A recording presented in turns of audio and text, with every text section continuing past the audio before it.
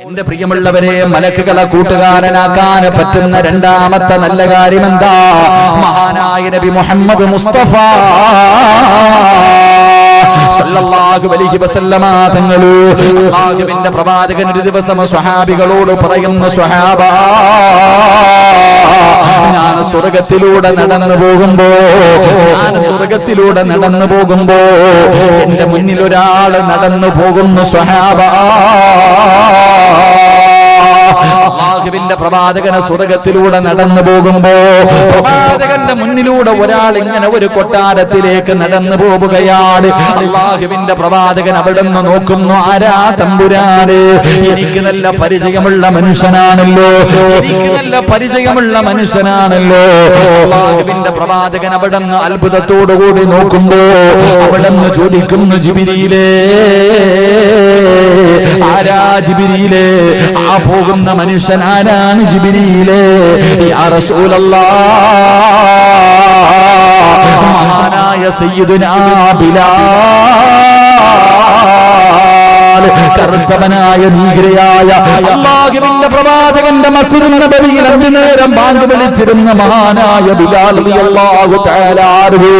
അടിമയായിരുന്ന ബിലാൽ, നീഗ്രയായിരുന്ന ബിലാൽ, ഒരുപാട് പീഡനങ്ങൾ സഹിക്കേണ്ടി വന്ന ബിലാൽ, മുത്തുനബിയെ ഹൃദയത്തിന്റെ അകത്ത് സ്നേഹിച്ചിരുന്ന ബിലാൽ, ആ ബിലാൽ റളിയല്ലാഹു തആല അൻഹു അല്ലാഹുവിന്റെ പ്രവാചകനെ സ്വർഗ്ഗത്തിൽ കാണുകയാണ്.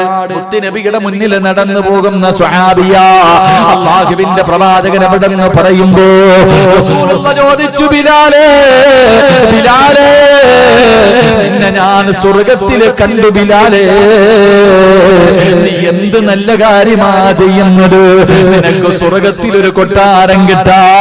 എന്നെക്കാരും മുമ്പ് സ്വർഗ്ഗത്തിലൂടെ നടന്നു പോകുന്നത് കണ്ടല്ലോ, ഈ ജീവിതത്തിൽ എന്താണ് ചെയ്യുന്നതെന്ന് ചോദിക്കുമ്പോ ബിലാൽ റളിയല്ലാഹു തആല അൻഹു സഹാബികളുടെ ഇടയിൽ ഇങ്ങനെ തലതാഴ്ത്തി നിൽക്കുകയാ. ഒന്നുമില്ല നബിയേ, ഈ ബിലാലിന്റെ കയ്യിൽ സ്വർഗ്ഗം കിട്ടാറൊന്നുമില്ല നബിയേ. അല്ലാഹുവിന്റെ പ്രവാചകൻ ചോദിച്ചു, പ്രത്യേകമായിട്ട് എന്തെങ്കിലും ചെയ്യുമോ? യാ റസൂലല്ലാഹ്, ബിലാൽ റളിയല്ലാഹു തആല അൻഹുവിന് ഒരു സ്വഭാവമുണ്ടായിരുന്നു. മലക്കുകളെ കൂട്ടുകാരനാക്കാൻ പറ്റുന്ന രണ്ടാമത്തെ സൽക്കർമ്മം എന്തെന്നറിയോ? ബിലാലിന് ഒരു സ്വഭാവമുണ്ടായിരുന്നു. എപ്പോഴും ഉടുവെടുക്കുമായിരുന്നു. ഒന്ന് മുറിഞ്ഞു കഴിഞ്ഞാൽ അപ്പോൾ തന്നെ ഉടുവെടുക്കുമായിരുന്നു.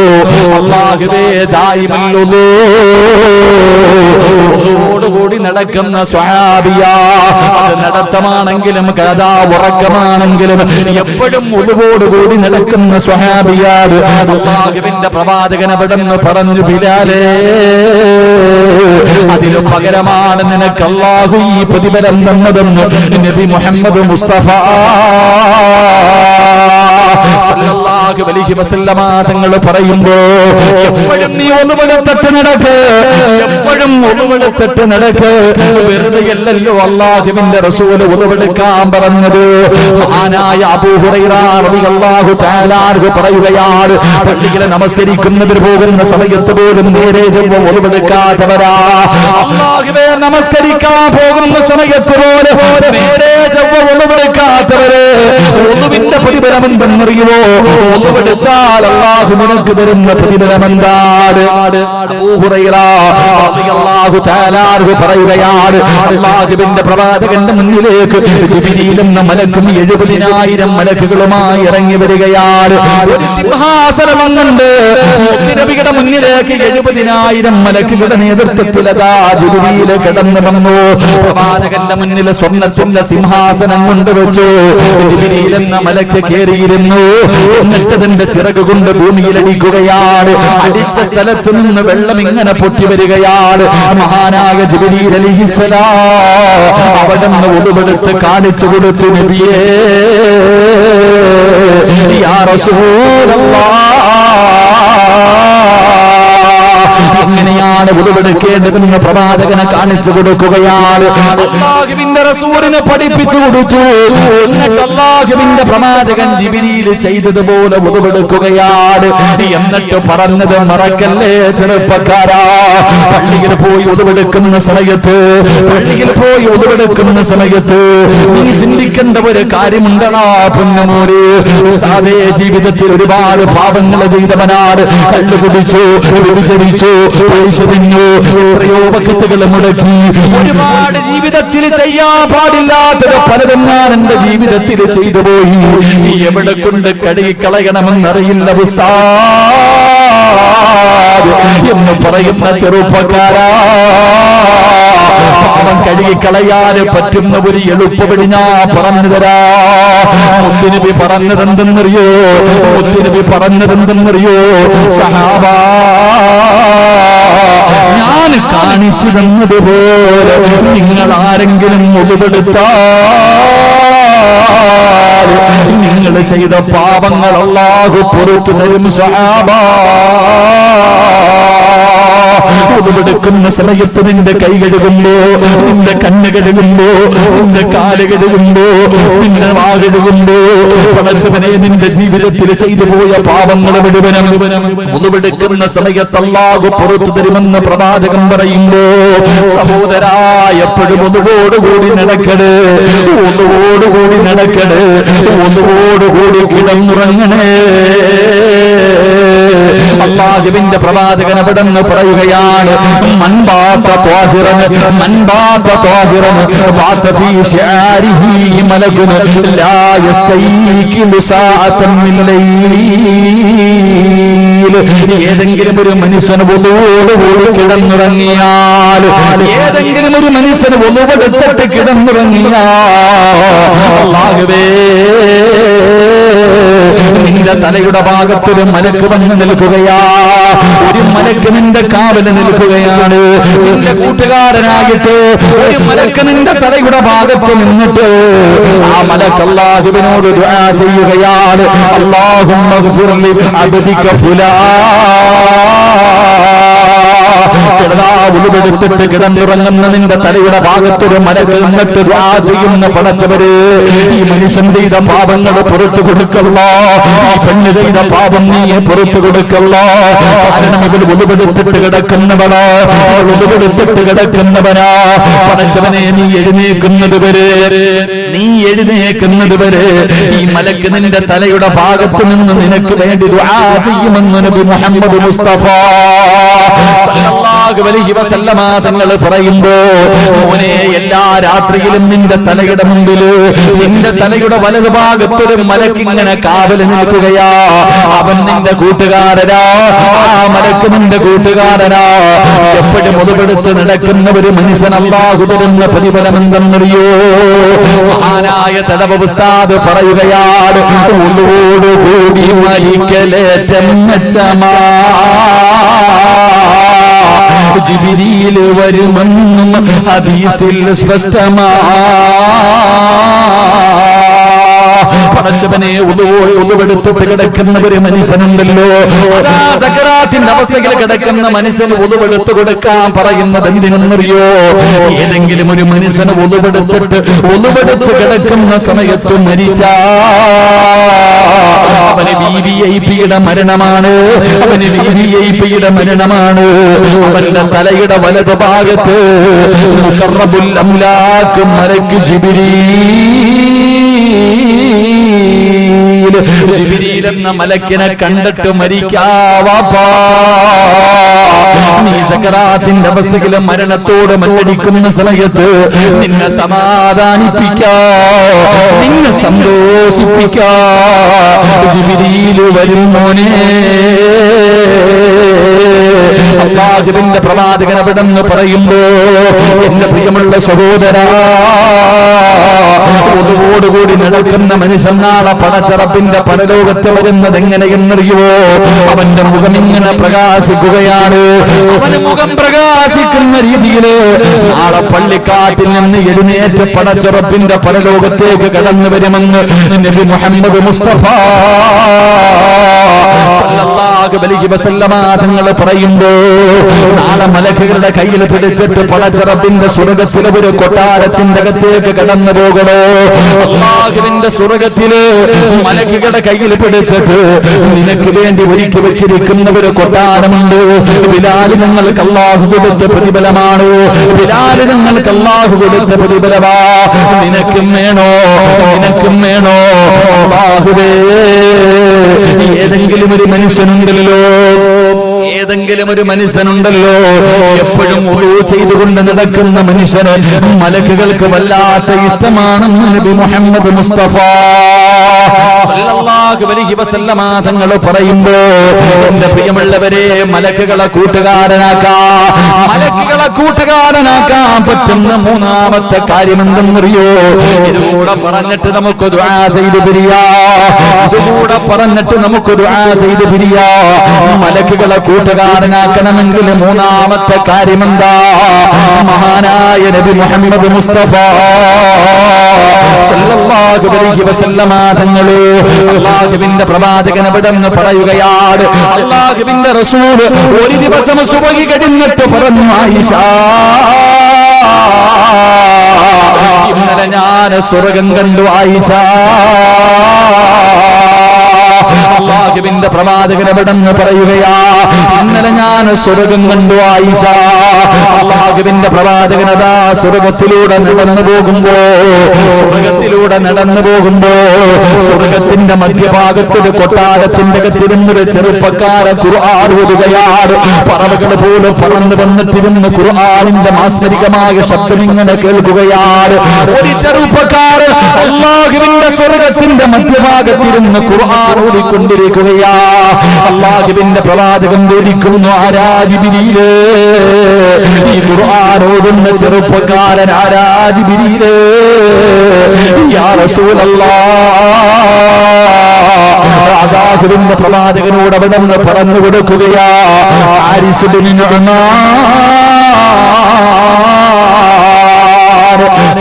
ബിൻ നുഅ്മാൻ എന്ന് പറയുന്ന സ്വഹാബിയാണ്. അല്ലാഹുവിന്റെ റസൂൽ പറയുകയാ, റഅയ്തു ഫിൽ ജന്ന ബാരിഹ വസമിഅ സൗത ഖാരിയൻ. അല്ലാഹുവിന്റെ പ്രവാചകൻ സ്വർഗ്ഗത്തിലൂടെ നടന്നു പോകുമ്പോൾ സ്വർഗ്ഗത്തിന്റെ മധ്യഭാഗത്ത് ഒരു ചെറുപ്പക്കാരൻ ഖുർആൻ ഓതിക്കൊണ്ടിരിക്കുകയാണ്.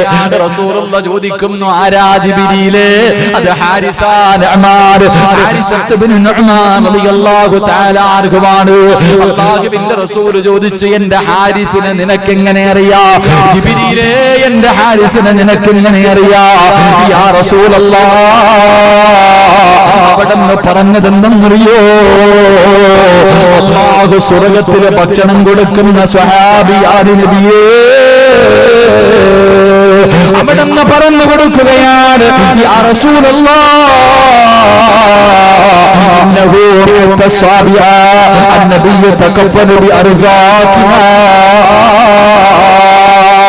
അല്ലാഹുവിന്റെ പ്രവാചകൻ സല്ലല്ലാഹു അലൈഹി വസല്ലമ തങ്ങളോട് പറഞ്ഞു കൊടുക്കുകയാണ്, നബിയേ, ഈ സഹാബിക്ക് അല്ലാഹു സ്വർഗ്ഗത്തിലെ ഭക്ഷണം വെച്ചിട്ടുണ്ട്. ഈ സ്വഹാബിക്ക് അല്ലാഹു സ്വർഗ്ഗത്തിലെ ഭക്ഷണം വെച്ചിട്ടുണ്ട്. അല്ലാഹുവിന്റെ പ്രവാചകൻ സല്ലല്ലാഹു അലൈഹി വസല്ലമ തങ്ങൾ ഇത് പറയുമ്പോ അല്ലാഹുവിന്റെ പ്രവാചകനോട് ആയിഷ ബീവി റളിയല്ലാഹു തആല അൻഹയോട് പറഞ്ഞു കൊടുക്കുകയാണ്. പ്രവാചകൻ ചോദിച്ചു, ജിബ്രീലേ, സ്വർഗ്ഗത്തിന്റെ മധ്യഭാഗത്ത് ഈ സ്വഹാബി ഇരുന്ന് ഖുർആൻ ഓതുകയാണ്. അല്ലാഹുവേ, ഈ മനുഷ്യൻ അല്ലാഹു സ്വർഗ്ഗത്തിലെ ഭക്ഷണം തയ്യാറാക്കി വെച്ചിട്ടുണ്ട്. ഇത് കിട്ടാനുള്ള കാരണം എന്താ? യാ റസൂലല്ലാഹ്, മാതാപിതാക്കളെ സ്നേഹിച്ചതിന് അല്ലാഹു കൊടുത്ത പ്രതിഫലമാണെന്ന് നബി മുഹമ്മദ് മുസ്തഫ. ഉറക്കെ നബി മുഹമ്മദ് മുസ്തഫ സല്ലല്ലാഹു അലൈഹി വസല്ലമ തങ്ങൾ സ്വർഗ്ഗത്തിലൂടെ നടന്നു പോകുമ്പോ സ്വർഗ്ഗത്തിന്റെ മധ്യഭാഗത്ത് ഒരു കൊട്ടാരത്തിന്റെ അകത്തിരുന്നിട്ട് ഒരു ചെറുപ്പക്കാരൻ ഖുർആൻ ഓതുക. അല്ലാഹുവിന്റെ റസൂൽ ചോദിച്ചത്, ആരാ? നബിയെ, അങ്ങയുടെ സഹാബി ഹാരിസയ. എങ്ങനെ അറിയ ഹാരിസയാണെന്ന്? അവിടെന്ന് പറഞ്ഞു, നബിയെ, അല്ലാഹു സ്വർഗ്ഗത്തിൽ ഭക്ഷണം കൊടുക്കാൻ കാത്തിരിക്കുന്ന സഹാബിയാണെന്ന് നബി മുഹമ്മദ് മുസ്തഫ. ഉറക്കെ നബി മുഹമ്മദ് മുസ്തഫ. അള്ളാഹു സ്വർഗത്തിൽ ഭക്ഷണം കൊടുക്കാൻ കാത്തു വെച്ചിരിക്കുന്ന സഹാബിയ ആയിഷ ബീബി റളിയല്ലാഹു തആല അൻഹ ചോദിച്ചു, നബിയെ ഇത് കിട്ടാനുള്ള പ്രതിഫലം മാതാപിതാക്കളെ സ്നേഹിച്ചതിന് അല്ലാഹു കൊടുത്തതാ.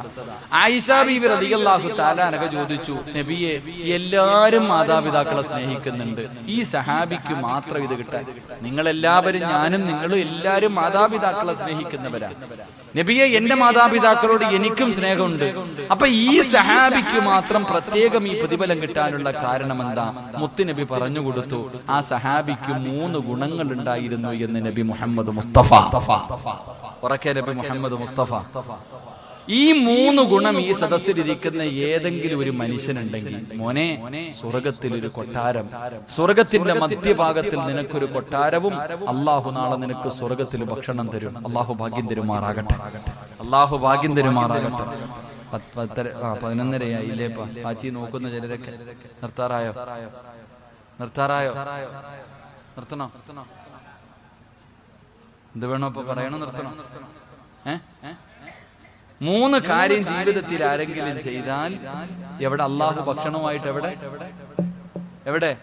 സ്വർഗത്തിൽ അള്ളാഹു നിനക്ക് ഭക്ഷണം തരും. അള്ളാഹു ഭാഗ്യം തരുമാറാകട്ടെ. അള്ളാഹു ഭാഗ്യം തരുമാറാകട്ടെ. പറയണമെന്ന് ആഗ്രഹമുള്ളവർ കൈവക്ക്, എങ്കിൽ പറയാം. ഭൂരിഭാഗം പേരും കൈവക്കിയാ പറയാം. പുറകിരിക്കണം വാപ്പ, നീ എന്താ പൊക്കാത്ത? അവസാനത്തെ പൊക്കല. ഇൻഷാ അല്ലാഹ് അള്ളാഹു ഈമാൻ തരുമാറാകട്ടെ. സ്വർഗത്തിൽ ഭക്ഷണം വേണം. സ്വർഗത്തിൽ അള്ളാഹു ഭക്ഷണം കാത്തു വെച്ചിട്ടുണ്ട്. അള്ളാഹു അത് വാങ്ങി തിന്നാൻ ഭാഗ്യം തരുമാറാകട്ടെ.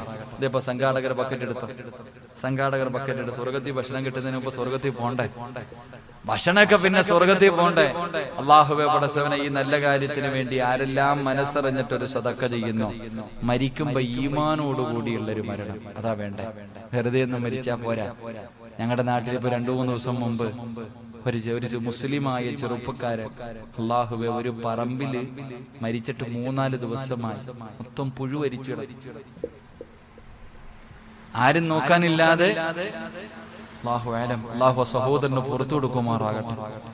മയ്യത്ത് പോലെ എന്റെ വൈഫിന്റെ സഹോദരനാ മയ്യത്ത്. അവസാനം ജനാസ കുളിപ്പിച്ചിട്ട് കടലിൽ പോയി ചാടി, ഇട്ട വസ്ത്രം വരെ ഊരിക്കളഞ്ഞു. അത്രയ്ക്ക് സ്മെല്ല്. ആ ജനാസ പാസ്പോർട്ട് എന്താ പറയുക, ടാർപ്പയ്ക്കകത്ത് വാരിയിട്ടുണ്ടോ പോയ. അവസാനം ഞാൻ ചോദിച്ചവൻ പറഞ്ഞു, വീട്ടിൽ നേരെ പോയി ഇട്ടിരുന്ന ആ ചെറുപ്പക്കാരൻ പറഞ്ഞു, പുതിയ ഉടുപ്പായിരുന്നല്ലേ ഇട്ടിരുന്ന പുതിയ വസ്ത്രം, കാരണം അത്രയ്ക്കും ദുർഗന്ധം. അള്ളാഹു നമ്മളെയൊക്കെ കാത്തുരക്ഷിക്കുമാറാകട്ടെ. എന്റെ പ്രിയമുള്ളവരെ, മനസ്സറിഞ്ഞിട്ടൊരു സദക്ക കൊടുത്തു. അള്ളാഹു നിങ്ങൾക്ക് നല്ല മരണം തരും. അള്ളാഹുവേ, എന്റെ മരണം നീ നന്നാക്കി തരണേ പടച്ചവനെ. വെള്ളിയാഴ്ച രാവിലെ ഒരു മരണം തരണേ. മരിക്കുന്ന സമയത്ത് സ്വർഗം കണ്ട് മരിക്കാൻ ഭാഗ്യം തരണേ എന്ന നിയ്യത്തോടെ മനസ്സറിഞ്ഞിട്ടൊരു സദക്ക ചെയ്യും. അള്ളാഹു സ്വീകരിക്കുമാറാകട്ടെ. ബിസ്മില്ലാ. സ്വല്ലല്ലാഹു അലാ മുഹമ്മദ്.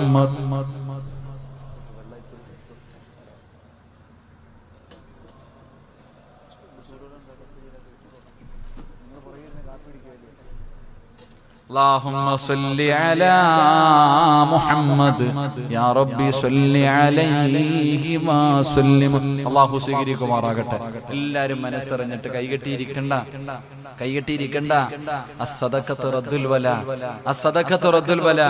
ഭക്ഷണം കഴിച്ചിട്ട് വരുന്ന സമയത്ത് ഒരു സഹോദരിയെ കണ്ടു, ചെറുപ്പക്കാരിയാ, കിഡ്നി പോയി. ചെറുപ്പക്കാരി പോയി ഭക്ഷണം കഴിക്കാൻ പോയ വീട്ടിലും അള്ളാഹു അവിടെ നിന്നും പറഞ്ഞത് കിഡ്നിയുടെ കാര്യവാ. ക്യാൻസർ രോഗം പിടിച്ച ഒരു കുഞ്ഞിന് വേണ്ടി ദുആ ചെയ്യാൻ പറഞ്ഞു. മോനെ, മനസ്സറിഞ്ഞിട്ട് എന്തെങ്കിലും കൊടുക്ക്, ഇല്ലെങ്കിൽ കുടുംബം വിറ്റാലും മാറൂല. നീ സമ്പാദിച്ച സമ്പാദ്യം മുഴുവനും, നിന്റെ വീടും നിന്റെ പറമ്പും നിന്റെ സർവ്വതും വിറ്റാലും മാറാത്ത രോഗം ചിലപ്പോ ഈ സദഖയിൽ അല്ലാഹു മാറ്റി തരുമെന്ന് നബി മുഹമ്മദ് മുസ്തഫ. ഉറക്കെ നബി മുഹമ്മദ് മുസ്തഫ. 3 സ്വലാത്ത്. സ്വല്ലല്ലാഹു اللهم صل على محمد يا ربي صل عليه وسلم. മഹാനായ നബി മുഹമ്മദ് മുസ്തഫ സല്ലല്ലാഹു അലൈഹി വസല്ലമ തങ്ങളോട് ആയിഷ ബീവി റളിയല്ലാഹു തആല അൻഹ ചോദിച്ചു, യാ റസൂലല്ലാഹ്, അല്ലാഹുവിന്റെ നബിയേ, ഈ സ്വഹാബിക്ക് മാത്രം അല്ലാഹു ഈ പ്രതിഫലം കൊടുക്കാനുള്ള കാരണം എന്താണെന്ന് അല്ലാഹുവിന്റെ പ്രവാചകനോട് ചോദിക്കുമ്പോ മുത്തുനബി അവിടെ നിന്ന് പറഞ്ഞു കൊടുക്കുകയാ, ഈ സദസ്സിലിരിക്കുന്നവര്, മാതാപിതാക്കള് വീട്ടിലുള്ളവര്, ഉമ്മയോ വാപ്പയോ വീട്ടിലുള്ള ഓരോ ഓരോ മക്കളും പഠിക്കുന്നതിന് വേണ്ടി പറയുകയാ, എന്റെ ശബ്ദം കേൾക്കുന്ന പെങ്ങളെ, നിനക്ക് അല്ലാഹു സ്വർഗത്തിലെ ഭക്ഷണം തരും മോളെ. അല്ലാഹു നിനക്ക് സ്വർഗത്തിലെ ഭക്ഷണം തരും. നാളെ പടച്ച റബ്ബിന്റെ സ്വർഗത്തിന്റെ മധ്യഭാഗത്ത് നിനക്ക് അല്ലാഹു ഒരു കൊട്ടാരം തരും മോളെ. മുത്തുനബി അവിടെ നിന്ന് പറഞ്ഞു, ആയിഷ, ആ സ്വഹാബിക്കുണ്ടായിരുന്ന 3 ഗുണങ്ങളിൽ ഒരു ഗുണമെന്തെന്നറിയോ? അല്ലാഹുവിന്റെ റസൂൽ പറയുന്നു, കാന യുത്ഇമുഹാ ബിയദിഹി. അല്ലാഹുവിന്റെ റസൂൽ അവിടെന്ന് പറയുന്നു, ആയിഷ, ആ സ്വഹാബിക്കുണ്ടായിരുന്ന ഒരു ഗുണമെന്തെന്നറിയുമോ? നമുക്കെല്ലാവർക്കും നമ്മുടെ ഉമ്മ ഭക്ഷണം വാരി തന്നിട്ടുണ്ട്, നമ്മുടെ വാപ്പ നമുക്ക് ഭക്ഷണം വാരി തന്നിട്ടുണ്ട്. മാതാപിതാക്കൾ വാരിത്തരുന്ന ഭക്ഷണം കഴിച്ചിട്ടാണ് ഞാനും നിങ്ങളും എല്ലാവരും വളർന്നത്. എങ്കിൽ അല്ലാഹുവിന്റെ പ്രവാചകൻ പറഞ്ഞു, ആയിഷ, ആ സ്വഹാബിക്ക് അല്ലാഹു ഈ പ്രതിഫലം കൊടുക്കാനുള്ള കാരണം എന്തെന്നറിയുമോ? അല്ലാഹു ആ സ്വഹാബിക്ക് ആ പ്രതിഫലം കൊടുക്കാനുള്ള കാരണം എന്തെന്നറിയോ? സ്വന്തം ഉമ്മയ്ക്ക് ഭക്ഷണം വാരി കൊടുക്കുന്ന മോനായിരുന്നു എന്ന് നബി മുഹമ്മദ് മുസ്തഫ സല്ലല്ലാഹു അലൈഹി വസല്ലമ തങ്ങൾ പറയുമ്പോ, എന്റെ പ്രിയമുള്ളവരെ, ഈ സദസ്സിലിരിക്കുന്ന ആരാണ് തന്റെ ഉമ്മയ്ക്ക് ഭക്ഷണം വാരി കൊടുക്കുന്നത്? ഈ സദസ്സിലിരിക്കുന്ന മക്കൾ, ഞാനും നിങ്ങളും, അല്ലാഹുവേ, വീട്ടിൽ ഉമ്മയുണ്ട്, വാപ്പയുണ്ട്, അവര് നമുക്ക് എത്രയോ പ്രാവശ്യം ഭക്ഷണം വാരി തന്നിട്ടുണ്ട്. എങ്കിൽ ഈ സദസ്സിലിരിക്കുന്ന ഏത് മോനാണ് തന്റെ ഉമ്മയ്ക്കൊന്ന് ഭക്ഷണം വാരി കൊടുക്കുന്നത്? ഈ സദസ്സിലിരിക്കുന്ന ഏതു മകനാണ്? എന്റെ ശബ്ദം കേൾക്കുന്ന പെങ്ങളെ, ജീവിതത്തിലെ ഈ ദിവസത്തിന്റെ ഈ സമയം വരെ നിന്റെ കൈ കൊണ്ട് നിന്റെ ഉമ്മയ്ക്ക് നീ ഒരുരുള ഭക്ഷണം വാരി കൊടുത്തിട്ടുണ്ടോ? സഹോദരി, ചെറുപ്പക്കാരാ, ചിന്തിക്കുമോനെ. പ്രായം പിടിച്ച, രോഗം പിടിച്ച പ്രായമായ ഉമ്മ നിന്റെ വീട്ടിലുണ്ടല്ലോ, നിന്റെ വാപ്പ നിന്റെ വീട്ടിലുണ്ടല്ലോ. ഒരിക്കലെങ്കിലും നിന്റെ ഉമ്മയ്ക്ക് നീ ഒരുരുള ഭക്ഷണം വാരി കൊടുത്തിട്ടുണ്ടോ? സമയമില്ലല്ലോ ചെറുപ്പക്കാരാ. ഉമ്മാനെ തിരിഞ്ഞു നോക്കാൻ, വാപ്പാനെ തിരിഞ്ഞു നോക്കാൻ, ആ പാപങ്ങൾ കിടക്കുന്ന റൂമിലൊന്ന് പോയിട്ട് സുഖമാണോ എന്നെങ്കിലും ചോദിക്കാൻ എന്റെ പ്രിയമുള്ളവരെ, എനിക്കും നിങ്ങൾക്കും സമയമില്ലാതെ പോകുമ്പോ, സഹോദരാ, നീ ചോദിക്കും, ഉസ്താദേ, ഞാൻ വാരിക്കൊടുത്താൽ എന്റെ ഉമ്മ കഴിക്കുവോ? ഒന്ന് ചോദിക്കണം ചെറുപ്പക്കാരാ, ഒന്ന് പോയിട്ട് ചോദിച്ചു നോക്കണം മോനെ. ഈ ഹദീസ് ഈ സഹാബിയുടെ ചരിത്രം ഞാൻ വായിച്ചപ്പോ എന്റെ ഉമ്മാന്റെ അടുക്കൽ ചെന്നിട്ട് ഞാൻ ചോദിച്ചു, ഉമ്മ, ഞാൻ നിങ്ങൾക്കൊന്ന് ഭക്ഷണം വാരിത്തരട്ടെ, എനിക്കൊരാഗ്രഹമുണ്ട് ഉമ്മ, എനിക്കൊരാഗ്രഹമുണ്ട്, ഒരിക്കലെങ്കിലും എന്റെ ഉമ്മാൻ എനിക്കൊന്ന് ഭക്ഷണം വാരി കൊടുക്കണം. പടച്ചവനെ, ഒന്ന് ചോദിക്കണം ചെറുപ്പക്കാരാ.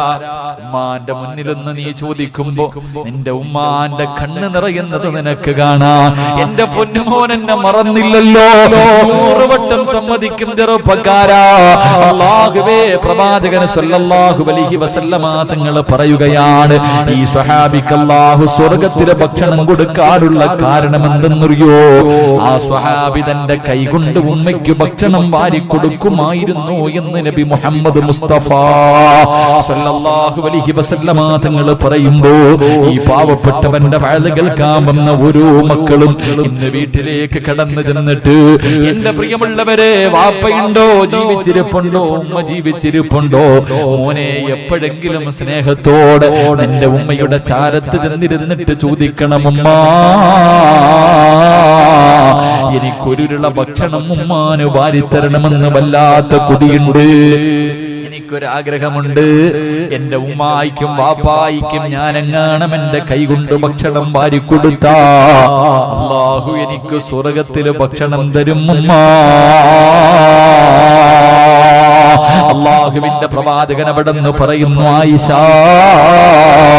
അല്ലാഹു സ്വർഗ്ഗത്തിൽ ഈ സ്വഹാബിക്ക് പ്രതിഫലം കൊടുക്കാനുള്ള ഒന്നാമത്തെ കാരണം ഉമ്മയ്ക്ക് സ്വന്തം കൈകൊണ്ട് ഭക്ഷണം വാരിക്കൊടുത്തത് കൊണ്ടാ. 2, അല്ലാഹുവിന്റെ പ്രവാചകൻ അവിടെന്ന് പറഞ്ഞു, ആയിഷ, വലം യസ്തഖിംഹിമ കലാമുൻ ഖത്തു. അല്ലാഹുവിന്റെ പ്രവാചകൻ അവിടെന്ന് പറയുന്നു, ആ സ്വഹാബി ഉമ്മയുടെ മുന്നിൽ ശബ്ദമുയർത്തി സംസാരിക്കാത്ത മകനായിരുന്നു. എന്തേ എന്ന് പോലും ചോദിക്കൂല. ഉമ്മാന്റെ മുന്നിൽ ശബ്ദമുയർത്തി സംസാരിക്കാത്ത മകനായിരുന്നു ഹാരിസ് ഇബ്നു നുഅ്മാൻ. അല്ലാഹുവേ, ഈ സദസ്സിലിരിക്കുന്ന ഞാനും നിങ്ങളും സ്വന്തമായിട്ട് ആത്മാർത്ഥമായി ചെന്ന് ചിന്തിച്ചു നോക്ക്. നമ്മൾ ഉമ്മാന്റെ മുന്നിൽ എന്തെല്ലാം പറഞ്ഞിട്ടുണ്ട്. ശബ്ദമുയർത്തി സംസാരിക്കുന്നത് പോയിട്ട് ഉമ്മാനെ ചീത്ത വിളിക്കുന്ന മക്കളില്ലേ, ഉമ്മാനെ തല്ലുന്ന മക്കളില്ലേ, ഉമ്മാനെ കുത്തുവാക്ക് പറയുന്ന മക്കളില്ലേ. പടച്ചവനെ, നിനക്ക് ദുആ ചെയ്ത് ജോലി കിട്ടി, പണമുണ്ടായി, ഭാര്യയായി, മക്കളായി, വീടായി, എല്ലാം നിനക്ക് നിന്റെ ഉമ്മയുടെയും വാപ്പയുടെയും ദുആ കൊണ്ട് എല്ലാം നിനക്ക് കിട്ടിയപ്പോ ഈ സദസ്സിലിരിക്കുന്ന ഓരോ മനുഷ്യനും, ഈ സ്റ്റേജിലിരിക്കുന്നവർ അല്ലെങ്കിൽ പുറത്തിരിക്കുന്നവർ, നിങ്ങളുടെ ഉമ്മയുടെയും വാപ്പയുടെയും ദുആ കൊണ്ടാണ് ഞാനും നിങ്ങളും എത്രയെത്തിയത്. ഇല്ല എന്ന് പറയാൻ ഒരാൾക്കും ധൈര്യമില്ല. ഈ പള്ളിയിലെ ഖതീബാകട്ടെ, ഈ സദസ്സിലിരിക്കുന്ന പ്രായമുള്ള ഹാജിയാക്കന്മാരാകട്ടെ, അല്ലെങ്കിൽ ബഷീർ സാഹിബാകട്ടെ, ഈ സദസ്സിലിരിക്കുന്ന ഞാനും നിങ്ങളും ഓരോ മനുഷ്യനും എന്റെയും നിങ്ങളുടെയും ഉമ്മയുടെ പ്രാർത്ഥന കൊണ്ടാണ്, വാപ്പയുടെ പ്രാർത്ഥന കൊണ്ടാണ് നമ്മൾ ഇത്രയും എത്തിയത്. പക്ഷെ ഇന്ന് നമ്മൾ ചെയ്യുന്നത് എന്തെന്നറിയോ? നമുക്ക് കൊട്ടാരം പോലെയുള്ള വീടായി, നല്ല ജോലിയായി, പരിഭാര്യയായി, മക്കളായി, ഇതെല്ലാമായി കഴിയുമ്പോ സ്വന്തം ഉമ്മാനോടും വാപ്പാനോടും പറയുന്ന വാക്കെന്തെന്നറിയോ? വല്ലതും കടിച്ചിട്ട് ഈ വീടിന്റെ അകത്ത് മിണ്ടാതെ ഇരുന്ന് കൊള്ളണം.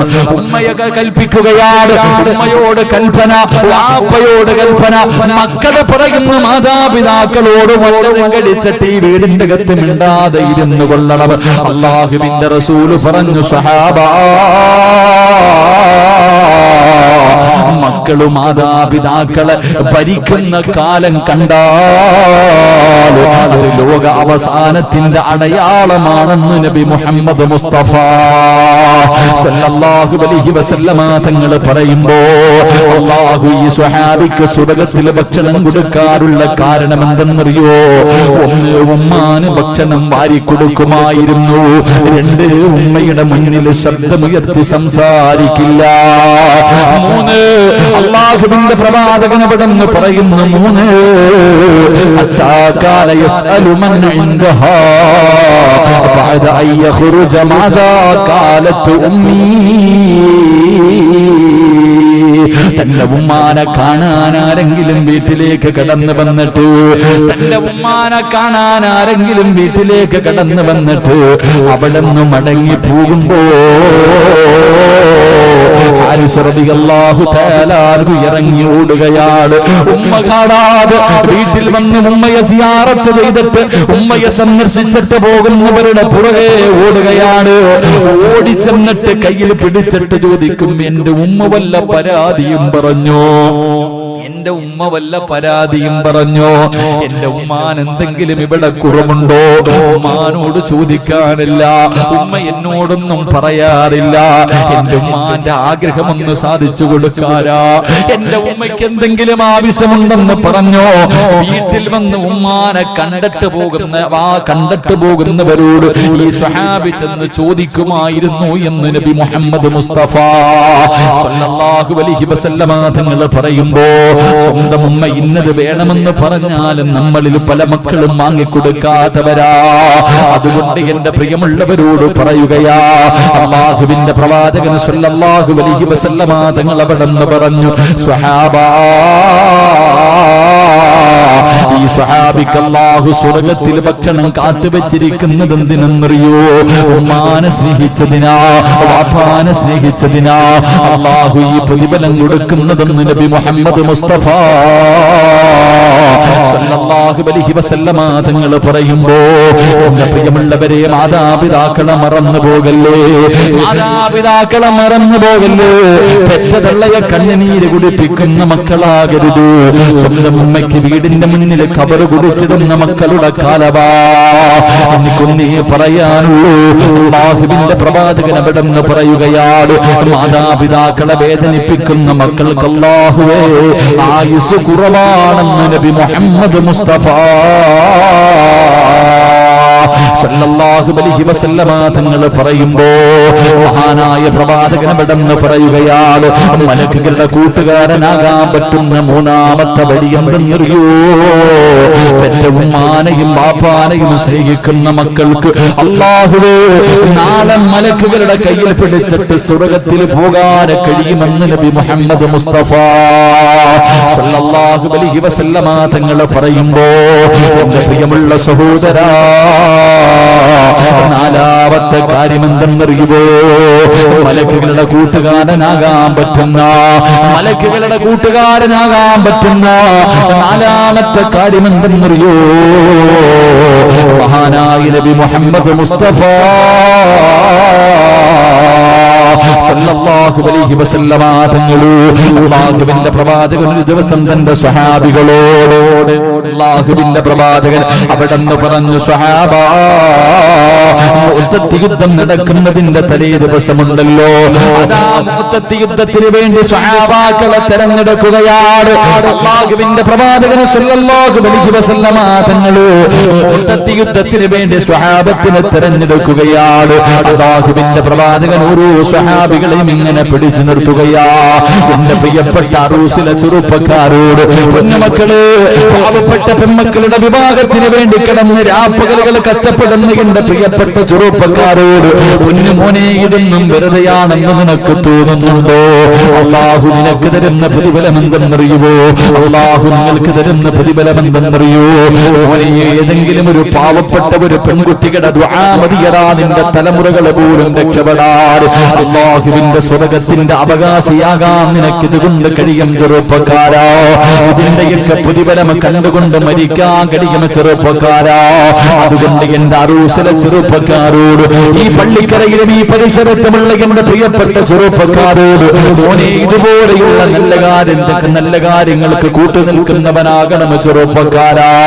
അല്ലാഹുവിന്റെ പ്രവാചകൻ സല്ലല്ലാഹു അലൈഹി വസല്ലമ തങ്ങൾ അതാ മുഅ്തത്ത് യുദ്ധത്തിന്റെ തലേ ദിവസം ഓരോ സ്വഹാബികളെ യുദ്ധത്തിന് വേണ്ടി തെരഞ്ഞെടുക്കുകയാ. അല്ലാഹുവിന്റെ പ്രവാചകനതാ ഒരു ചെറുപ്പക്കാരൻ അടുത്തേക്ക് വിളിക്കുകയാണ്, മഹാനായ ജൗഫർ റളിയല്ലാഹു തആല അൻഹു. ജൗഫർ എന്ന് പറയുന്ന ഒരു ചെറുപ്പക്കാരനെ അല്ലാഹുവിന്റെ പ്രവാചകനെ വിളിച്ചു നിർത്തി. അതാ മുഅ്തത്ത് യുദ്ധത്തിന് വേണ്ടി തെരഞ്ഞെടുത്ത സ്വഹാബാക്കളിൽ 3 പേരെ അല്ലാഹുവിന്റെ പ്രവാചകൻ തന്റെ മുന്നിലേക്ക് പിടിച്ചു നിർത്തി. എന്നിട്ട് ഒന്നാമത്തെ സ്വഹാബിയോട് പറഞ്ഞു, ഹാരിസേ, നീയാണ് യുദ്ധം നയിക്കേണ്ടത്, ഈ മുസ്ലിമീങ്ങളുടെ നേതാവ് നീയാണ് ഒന്നാമത് യുദ്ധം നയിക്കേണ്ടത്. നിനക്കെന്തെങ്കിലും സംഭവിച്ചാൽ അല്ലാഹുവിന്റെ പ്രവാചകൻ അവിടെന്ന് പറഞ്ഞു, ജൗഫറെ, നീയാണ് യുദ്ധം നയിക്കേണ്ടത്. ജൗഫറിന് എന്തെങ്കിലും സംഭവിച്ചാൽ അടുത്ത സ്വഹാബി ഏൽപ്പിക്കുകയാണ്. അതിന്റെ അർത്ഥം ഇവര് 3 പേരും മരിക്കുമെന്നാണ് അല്ലാഹുവിന്റെ പ്രവാചകൻ അവിടെന്ന് പറയുമ്പോ അതാ ജൗഫർ എന്ന് പറയുന്ന ചെറുപ്പക്കാരനായ സ്വഹാബി ഉണ്ടല്ലോ, തന്റെ വീട്ടിലേക്ക് ഓടുകയാണ്. അല്ലാഹുവേ, 30 വയസ്സിന്റെ താഴെയായിരുന്നു പ്രായമെന്ന് ചരിത്രം പറയുകയാ. അല്ലാഹുവേ, ജൗഫർ റളിയല്ലാഹു തആല അൻഹു തന്റെ വീട്ടിലേക്ക് കടന്നു ചെന്നു. തന്റെ പ്രിയപ്പെട്ട ഭർത്താവ് ചിരിക്കുന്ന മുഖത്തോടെ തന്റെ വീട്ടിലേക്ക് കടന്നു വരുന്ന കാഴ്ച കാണുമ്പോ ഭാര്യയ്ക്ക് വല്ലാത്ത സന്തോഷമായി. അല്ലാഹുവേ,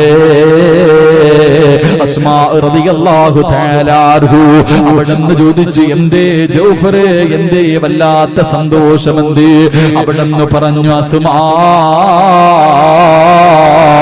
അല്ലാഹുവിന്റെ പ്രവാചകൻ മുഅ്തത്ത് യുദ്ധത്തിന്റെ നേതാവായി എന്നെ തെരഞ്ഞെടുത്തിരിക്കുകയാ. മുഅ്തത്ത് യുദ്ധത്തിന്റെ നേതാവായിട്ട് അല്ലാഹുവിന്റെ പ്രവാചകൻ എന്നെ തെരഞ്ഞെടുത്തിരിക്കുകയാ. ഈ സഹാബിക്കറിയാം മരിക്കുമെന്ന്. കാരണം അല്ലാഹുവിന്റെ റസൂലാ പറഞ്ഞത്, നിനക്ക് എന്തെങ്കിലും പറ്റിയാൽ അടുത്ത ആള് ആ യുദ്ധം നയിക്കണേ എന്ന് പ്രവാചകൻ പറയുമ്പോ തന്നെ മനസ്സിലാകും അവിടുന്ന് ഷഹീദാകുമെന്ന്. അല്ലാഹുവേ, തന്റെ ഭാര്യയെ കെട്ടിപ്പിടിച്ച് ചുടുചുംബനം കൊടുത്തിട്ട് പറഞ്ഞു, അസുമാ, വിധിയുണ്ടെങ്കിൽ നമുക്ക് തിരിച്ചു വരുമ്പോ കാടാ. അല്ലാഹു ആയുസ് തന്നാൽ ഈ യുദ്ധക്കളത്തിൽ നിന്ന് തിരിച്ചു വരാൻ അല്ലാഹു എനിക്ക് ഭാഗ്യം തന്നോ, നിന്റെ മുന്നിലേക്ക് ഞാൻ കടന്നു വരാം അസുമാ. ഇല്ലെങ്കിൽ നാളെ സ്വർഗത്തിന്റെ മുന്നിൽ ഞാൻ നിന്നെ കാത്തു നിൽക്കും അസുമാ. ജൗഫർ റളിയല്ലാഹു തആല അൻഹു അവിടുന്ന് പറഞ്ഞിട്ട് യുദ്ധത്തിന് കടന്നു പോവുകയാണ്. അല്ലാഹുവേ, ആ ചെറുപ്പക്കാരന്റെ ജനാസ അല്ലാഹുവേ ഫലസ്തീനിലേക്ക് ഈജിപ്തിലേക്ക് കടന്നു ചെല്ലുമ്പോൾ ആ ചെറുപ്പക്കാരനായ സ്വഹാബിയുടെ ഖബറിന്റെ മുന്നിൽ ഈ ചരിത്രം ഇങ്ങനെ എഴുതി വെച്ചിട്ടുണ്ട്. എന്റെ പ്രിയമുള്ളവരെ, ഞാൻ ആ സ്വഹാബിയുടെ ജനാസ, ആ സ്വഹാബിയുടെ ഖബർ സിയാറത്ത് ചെയ്തവനാ. അല്ലാഹു സിയാറത്ത് ചെയ്യാൻ ഭാഗ്യം തരുമാറാകട്ടെ. എന്റെ പ്രിയമുള്ള സഹോദരങ്ങളെ, അല്ലാഹുവിന്റെ പ്രവാചകൻ മദീനത്താണ്. പ്രവാചകൻ ആ യുദ്ധത്തിന് പങ്കെടുത്തില്ല. അധാരണാങ്കണത്തിൽ തഥാ കുറച്ച് സ്വഹാബികൾ പടച്ചവനെ നൂറുകണക്കിന് ആയിരക്കണക്കിന് മൂവായിരക്കണക്കിന് വരുന്ന സൈന്യത്തോട് പോരാടുകയാണ്. ഒന്നാമത്തെ സ്വഹാബി കൊടിയും പിടിച്ചുകൊണ്ട് രണാങ്കണത്തിലേക്ക് ഇറങ്ങുമ്പോ അവിടുന്ന് വെട്ടുകൊണ്ട് ഭൂമിയിലേക്ക് വീഴുകയാണ്. തന്റെ കയ്യിലിരിക്കുന്ന ഇസ്ലാമിന്റെ കൊടി താഴെ വീഴുമ്പോ മഹാനായ ജൗഫർ റളിയല്ലാഹു തആല അൻഹു 30 വയസ്സിന്റെ താഴെ മാത്രം പ്രായമുള്ള ചെറുപ്പക്കാരനായ ജൗഫർ ഉണ്ടല്ലോ, ഓടിച്ചെന്നിട്ട് ആ കുടി തന്റെ കയ്യിലേക്ക് എടുക്കുകയാണ്. അതാ കുടി തന്റെ കയ്യിലേക്ക് എടുക്കുകയാ. ആ സമയത്ത് നേതാവ് മരണപ്പെട്ടപ്പോ, നേതാവ് ഷഹീദായി വീഴുന്നത് കണ്ടപ്പോ മുസ്ലിമീങ്ങൾ അല്പം ഭയന്നു പോയി. ആ സമയത്ത് ജൗഫർ റളിയല്ലാഹു തആല അൻഹു വിളിച്ചു പറഞ്ഞു, സ്വഹാബാ, സ്വർഗത്തിന്റെ പരിമളം അടിച്ചു വീശുന്നു സ്വഹാബാ.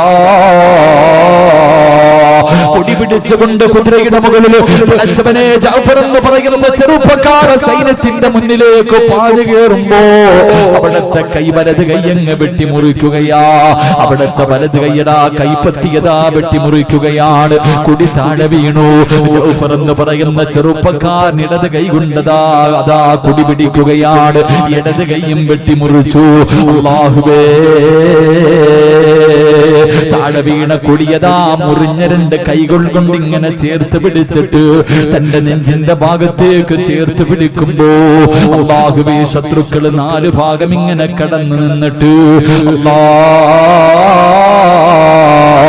94 വെട്ടുണ്ടായിരുന്നു ചെറുപ്പക്കാരാ.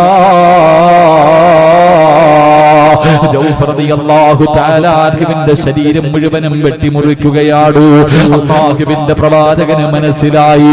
മദീനത്തിരിക്കുന്ന പ്രവാചകൻ അവിടുന്ന് പറഞ്ഞു, സ്വഹാബാ, സുബ്ഹി നമസ്കാരം കഴിഞ്ഞു.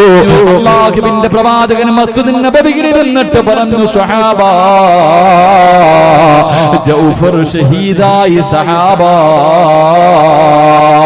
വീട്ടിലറിയിക്കണമല്ലോ, ജൗഫറിന്റെ വീട്ടിൽ പോയി പറയണമല്ലോ. അല്ലാഹുവിന്റെ പ്രവാചകൻ ചോദിച്ചു, ആരാ പോയി പറയുന്നത്? ജൗഫർ റളിയല്ലാഹു തആല അൻഹുവിന്റെ വീട്ടില് ആരാ ചെന്നിട്ട് മരണപ്പെട്ട കാര്യം പറയണമല്ലോ. ആരാ പറയാ തയ്യാറെന്ന് ചോദിക്കുമ്പോ അല്ലാഹുവിന്റെ റസൂലിന്റെ മുന്നിൽ ഇരുന്നിട്ട് സ്വഹാബാക്കൾ മുഴുവനും തലതാഴ്ത്തി നിൽക്കുകയാ. എല്ലാവരും തലതാഴ്ത്തി നിൽക്കുന്നു. ഒരാൾക്ക് പോലും പോയി പറയാനുള്ള ധൈര്യമില്ല. ഒരാൾക്ക് പോലും പോകാൻ ധൈര്യമില്ല. അല്ലാഹുവിന്റെ റസൂൽ ചോദിച്ചു, എന്തേ നിങ്ങൾ ആർക്കും ധൈര്യമില്ലാത്തതെന്തേ? യാ റസൂലല്ലാഹ്, ഞങ്ങൾക്ക് പോയി പറയാ ധൈര്യമില്ല നബിയേ. അതിന്റെ കാരണം എന്തെന്നറിയോ? അസ്മാ റളിയല്ലാഹു തആല അൻഹുവിന് 19 വയസ്സാണ്. ചെറുപ്പക്കാരാ, ജൗഫർ തങ്ങളുടെ ഭാര്യയുടെ പ്രായം എത്രയെന്നറിയോ? 19 വയസ്സാണുള്ളത്.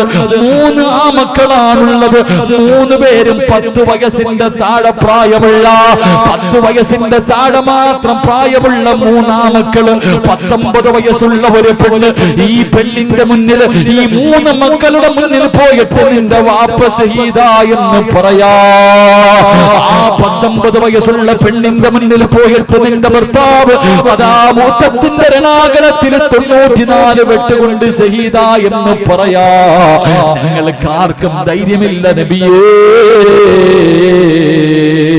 എല്ലാ എല്ലാവരും ഇരുന്ന് കരയുകയാണ്.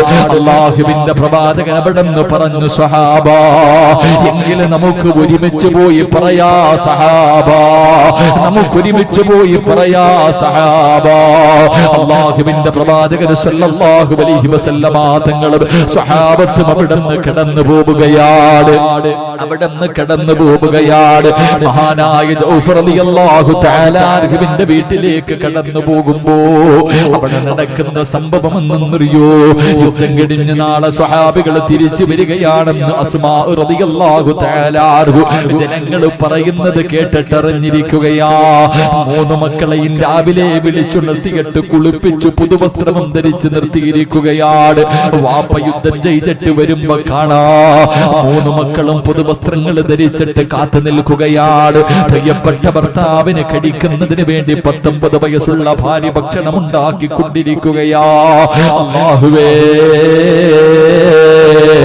ആ സമയത്താണ് അല്ലാഹുവിന്റെ പ്രവാചകനും സഹാബികളും നടന്നു വരുന്നത്. മുത്തുനബിയും സഹാബികളും നടന്നു വരുന്നത്. മഹാനായ ജൗഫർ റളിയല്ലാഹു തആല അൻഹുവിന്റെ മക്കളങ്ങ് കാണുമ്പോ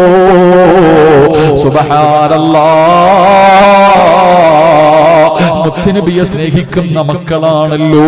10 വയസ്സിന്റെ താഴെ മാത്രം പ്രായമുള്ള 3 മക്കളും മുത്തുനബിയെ കാണുമ്പോ ഇറങ്ങി ഓടുകയാണ്.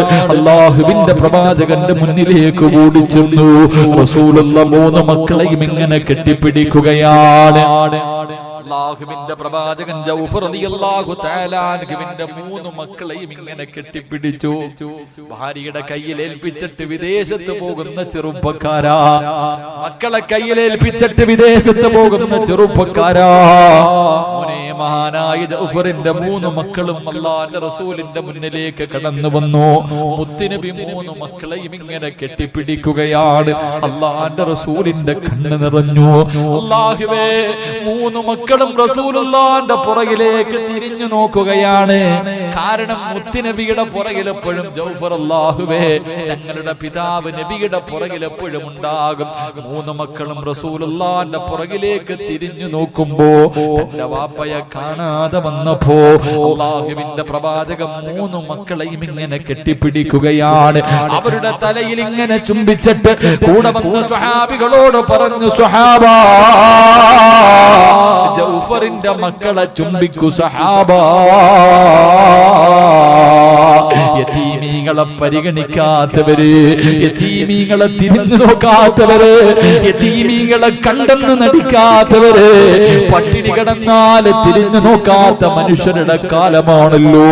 മുത്തുനബി പറഞ്ഞു, സഹാബാ, ജൗഫറിന്റെ മക്കളെ ചുംബിക്കു സഹാബാ. 19 വയസ്സുള്ള അസ്മാ റളിയല്ലാഹു തആല അൻഹു ഈ കാഴ്ച ഇങ്ങനെ കാണുമ്പോൾ അല്ലാഹുവിന്റെ റസൂല് തന്റെ പൊന്നാര മക്കളെ കെട്ടിപ്പിടിച്ച് ചുംബിച്ചിട്ട് സഹാബികളോട് ചുംബിക്കാൻ പറയുന്നത് കാണുമ്പോ ആ 19 വയസ്സുകാരിക്ക് മനസ്സിലായി തന്റെ ഭർത്താവ് പോയെന്ന്. അല്ലാഹുവിന്റെ പ്രവാചകൻ അവിടെന്ന് വിളിച്ചു പറഞ്ഞു, അസ്മാ, റഅയ്തു ജൗഫറ മലകൈനി മഅൽ മലായിക. അല്ലാഹുവിന്റെ റസൂല് പറയുന്നു, അസ്മാ, നിന്റെ ജൗഫർ സ്വർഗ്ഗത്തിലൂടെ മലക്കുകളുടെ കൂടെ പറക്കുന്നത് ഞാൻ കണ്ടു. അസ്മാ, എന്റെ പ്രിയപ്പെട്ട പെങ്ങളെ, ഭർത്താവിന്റെ മരണവാർത്ത പറയാമെന്ന മുത്തുനബിയോട് ആ 19 വയസ്സുകാരി ചോദിച്ചതെന്തെന്നറിയോ? എന്റെ പ്രിയപ്പെട്ട പെങ്ങന്മാരെ, സർവ്വതം മറന്ന് ദുനിയാവിന്റെ തുലിക്ക് മുകളിലൂടെ അഹങ്കാരികളെ പോലെ, ധിക്കാരികളെ പോലെ മതിമറന്ന് നടക്കുന്ന എന്റെ പ്രിയപ്പെട്ട ഉമ്മമാരെ, ഭർത്താവ് മരിച്ചെന്ന് പറയാ വീട്ടിലേക്ക് കടന്നു വന്ന മുത്തുനബിയോട് ആ 19 വയസ്സുകാര് ചോദിച്ചത് എന്തെന്നറിയോ? യാ റസൂലല്ലാഹ്, അല്ലാഹുവിന്റെ നബിയേ, എന്റെ ജൗഫർ നോമ്പുകാരനായിട്ടാണോ മരിച്ചത്? അല്ലാഹുവിന്റെ പ്രവാചകനോട് അസ്മാ എന്ന് പറയുന്ന 19 വയസ്സുള്ള ജൗഫർ തങ്ങളുടെ ഭാര്യ ചോദിച്ചത് എന്തെന്നറിയോ? എന്റെ ജൗഫർ മരിച്ചത് നോമ്പുകാരനായിട്ടാണോ? എന്റെ ജൗഫർ മരിച്ചത് നോമ്പുകാരനായിട്ടാണോ? എന്റെ അസ്മാ ചോദിച്ചത്, എന്റെ അസ്മാ ചോദിച്ചത്, യാ റസൂലല്ലാഹ്, അല്ലാഹുവിന്റെ നബിയേ, എപ്പോഴും മണിയറയ്ക്കകത്ത് കിടക്കുമ്പോൾ എന്റെ മടിത്തട്ടിൽ കിടന്നിട്ട് ജൗഫർ റളിയല്ലാഹു തആല അൻഹു പറയുമായിരുന്നു, അസ്മാ എനിക്കൊരാഗ്രഹമുണ്ട്, അസ്മാ എനിക്കൊരാഗ്രഹമുണ്ട്. എന്റെ ആഗ്രഹം എന്നറിയോ? എനിക്ക് നാളെ പടച്ച റബ്ബിന്റെ മുന്നിലിരുന്ന് നോമ്പ് തുറക്കണം അസ്മാ, എനിക്ക് നോമ്പ് തുറക്കണം, എനിക്ക് നോമ്പുകാരനായി മരിക്കണം. എന്നിട്ട് നാളെ പടച്ച റബ്ബിന്റെ മുന്നിലിരുന്നിട്ട് എനിക്ക് നോമ്പ് തുറക്കാൻ ആഗ്രഹമുണ്ട്. 19 വയസ്സുള്ള അസ്മ എന്ന് പറയുന്ന പെണ്ണ് ചോദിക്കുകയാ, യാ റസൂലല്ലാഹ്, അല്ലാഹുവിന്റെ നബിയേ, എന്റെ ജൗഫർ നോമ്പുകാരനായിട്ടാണോ മരിച്ചത്? സഹാബികൾ പറഞ്ഞു, നബിയേ, നബിയേ, അതാ 94 വെട്ടുകൾ കൊണ്ട് മരണത്തോട് മല്ലടിക്കുന്ന സമയത്ത് കുടിക്കാൻ വെള്ളം കൊണ്ടുപോയി കൊടുക്കുന്ന സമയത്ത് അവിടെന്ന് പറഞ്ഞു, എനിക്ക് സുന്നത്ത് നോമ്പാ, അല്ലാഹുവേ, നോമ്പുകാരനായിട്ടാണ് മരിച്ചതെന്ന് പറയുമ്പോ അസ്മാ റളിയല്ലാഹു തആല അൻഹുവിന് സമാധാനമാവുകയാ. എന്റെ പ്രിയപ്പെട്ടവരെ, തിങ്കളും വ്യാഴവും നോമ്പ് പിടിക്കുന്ന ഉമ്മമാരെ, സുന്നത്ത് നോമ്പ് പിടിക്കുന്ന ചെറുപ്പക്കാരാ, സുന്നത്ത് നോമ്പ് പിടിക്കുന്ന വാപ്പമാരെ, നിനക്ക് അല്ലാഹുവിന്റെ മുന്നിലിരുന്ന് നോമ്പ് തുറക്കാ കൊതിയുണ്ടോ? മലക്കുകളുടെ കയ്യിൽ പിടിച്ചിട്ട് അല്ലാഹുവിന്റെ അനുഗ്രഹങ്ങൾ കൊണ്ട് നിറച്ച സ്വർഗ്ഗത്തിലേക്ക് കടന്നു പോകാൻ ആഗ്രഹമുണ്ടോ? എന്റെ പ്രിയപ്പെട്ട ചെറുപ്പക്കാരാ, മോനെ, നീ എങ്ങാണം മരിച്ചു പോയാൽ ആദ്യം കരയേണ്ടത് നിന്റെ വാപ്പയല്ല, നിന്റെ ഉമ്മയല്ല, നിന്റെ ഭാര്യയല്ല, നിന്റെ മക്കളല്ല, നിന്റെ കൂടപ്പിറപ്പല്ല, നിന്റെ കൂട്ടുകാരല്ല, നിന്റെ കുടുംബക്കാരല്ല, നിന്റെ അയൽവാസികളല്ല. മോനെ, ആദ്യമായിട്ട് കരയേണ്ടതാരെന്നറിയോ? അല്ലാഹുവിന്റെ മലക്കുകളുണ്ടല്ലോ. പടച്ചവനെ, മലക്കുകളെ കരയിപ്പിക്കുന്നവനാകണം ചെറുപ്പക്കാരാ. മോനെ, ലോകത്ത് നിന്ന് യാത്ര പറയുന്ന അവസാന സമയമുണ്ടല്ലോ. പടച്ച റബ്ബേ, മലക്കുകൾ ഇങ്ങനെ ഇറങ്ങി വരികയാണ്. മലക്കുകളെ കൂട്ടുകാരാക്കി തെരഞ്ഞെടുക്കുന്ന ചെറുപ്പക്കാരാ, മലക്കുകളെ കൂട്ടുകാരാക്കുന്ന പെങ്ങള്, മലക്കുൽ മൗത്തിനെ കണ്ടുമുട്ടുന്ന ഒരു സമയമുണ്ടല്ലോ. എപ്പോഴാണെന്നറിയില്ല, എവിടെ വെച്ചാണെന്നറിയില്ല, ഏത് രീതിയിലാണെന്നറിയില്ല. പടച്ചവനെ, എവിടെ വെച്ച് കണ്ടാൽ മലക്കുൽ മൗത്തും തന്റെ അനുയായികളും കടന്നു വന്നിട്ട് നിന്നെ വിളിച്ചു കൊണ്ടുപോകുന്ന ആ അവസാന സമയമുണ്ടല്ലോ. മരണവേദന സഹിക്കാൻ കഴിയാതെ കടന്നു പിടയുന്ന സമയമുണ്ടല്ലോ. അല്ലാഹുവേ, നിന്റെ വീട്ടുകാർ മുഴുവനും ആഗ്രഹിക്കുകയാണ്. കാരണം കിടന്ന് കിടപ്പിൽ കിടന്ന് മലമൂത്ര വിസർജനം നടത്തുന്ന വാപ്പയാ. അല്ലാഹുവേ, മക്കള് ദുആ ചെയ്യുന്നു, നാഥാ, നോക്കി നോക്കി മടുത്തുറപ്പേ,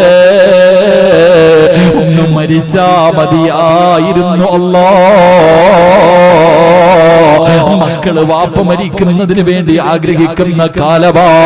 പള്ളിയിലെ ഉസ്താദിനോട് പറയും, എന്റെ വാപ്പ കിടക്കുന്ന കിടപ്പിലാണ് ഉസ്താദ്, കണ്ടിട്ട് സങ്കടം തോന്നുന്ന ഉസ്താദ്, ഒന്ന് മരിക്കാൻ വേണ്ടി ദുആ ചെയ്യൂ എന്ന് മക്കള് പറയുന്ന കാലമാണ്. എന്റെ പ്രിയമുള്ളവരെ, എല്ലാവരും മരണം കൊതിച്ചിട്ട് നിന്റെ മയ്യത്തിന്റെ ചാരത്തിങ്ങനെ നിന്റെ വീടിന്റെ പരിസരത്തിങ്ങനെ ഒരുമിച്ച് നിൽക്കുമ്പോ എങ്ങനെയെങ്കിലും പെട്ടെന്നൊന്ന് മരിക്കുന്നതിന് വേണ്ടി അല്ലാഹുവേ രോഗം പിടിച്ച് കിടക്കുന്ന മനുഷ്യന്റെ ചാരത്തിരുന്ന് ഷഹാദത്ത് കലിമ പറഞ്ഞു കൊടുക്കുന്ന കാലമല്ലേ എന്റെ പ്രിയമുള്ള സഹോദരാ. വീട്ടിൽ കൊണ്ടിട്ടാ നാട് മുഴുവനും പറഞ്ഞു പരത്തും സക്കറാത്തിന്റെ അവസ്ഥയിലാ. കാണേണ്ടവർ മുഴുവനും പോയി കണ്ടു എന്ന് ഒരു പ്രദർശന വസ്തു പോലെ പാവപ്പെട്ട വാപ്പയെ കടത്തുന്ന കാലമല്ലേ എന്റെ പ്രിയമുള്ള സഹോദരാ. മലക്കുകളെ സ്നേഹിച്ചാൽ, മലക്കുകളെ കൂട്ടുകാരാക്കിയാൽ നിന്റെ വലതുഭാഗത്ത് മലക്കുകൾ വന്നിരുന്നിട്ട് പറയുകയാ ലാ ഇലാഹ ഇല്ലല്ലാഹ്. മലക്കുകൾ നിനക്ക് ഷഹാദത്ത് കലിമ പറഞ്ഞു തരികയാണ്. പേടിക്കണ്ട ഉമ്മ, പേടിക്കണ്ട ചെറുപ്പക്കാരാ, ദുനിയാവിനെ വലിച്ചെറിഞ്ഞവന്, മോനെ എപ്പോഴും മുറിവെടുക്കുന്നവന്, മോനെ അല്ലാഹുവേ പടച്ചവനെ മാതാപിതാക്കൾക്ക് ഖിദ്മത്ത് ചെയ്യുന്നവര്, മോനെ നീ മരിക്കുന്ന സമയത്ത് സുന്നത്ത്